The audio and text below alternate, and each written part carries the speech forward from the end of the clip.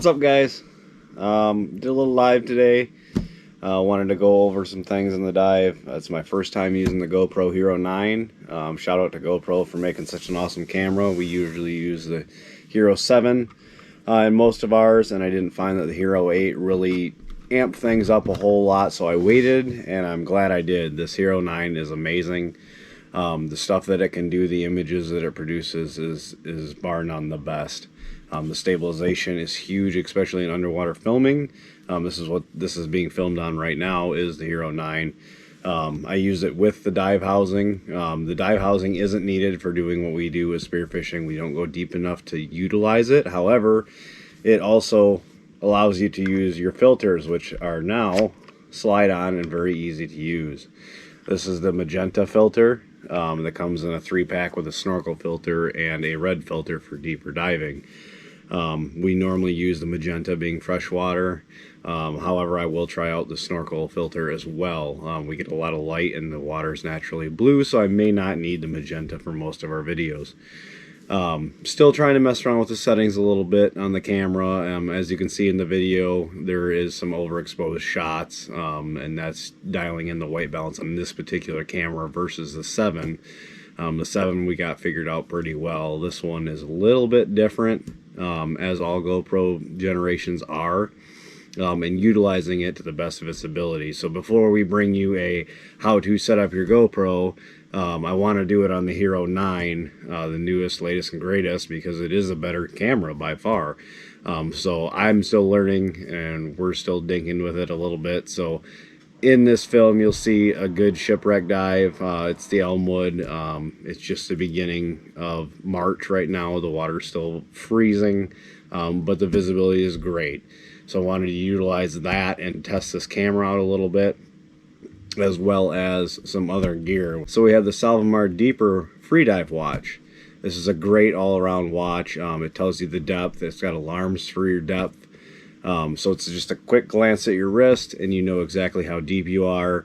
And then if you have your alarm set for certain depths, you don't even need to do that. It just a little nonchalant beep while you're down there, and you know you've hit your marker, be it 15, 20 feet. It's up to you to set that in the watch, so it's great. Gives you the ability to record your dives and your surface time, so you know how long you've been up and how long you've been down. The safety is huge, and that's just a good reassuring way to know that, hey, I've been up long enough, I can go for another dive without risking anything. So a great piece of gear to have, whether it's the One Plus watch or the Deeper watch. I prefer the Deeper just for the looks. They both do the same thing. They're both great watches, and inexpensive for a free dive watch. I mean, you can get scuba diving computers and watches and stuff at $300–400 range, and that's just insane to me to think of. So for doing what I need to do as a spearfisherman, that watch is perfect. So you'll see in the video, there's a couple fish that caught me off guard. The first one will just be labeled big fish. I'm pretty sure it's a walleye, and just a short glimpse of it out in the distance, but I did put a title in there so you can identify that there's a fish there. It's just a quick flash. The other one is a smaller northern pike. It's 24 inches.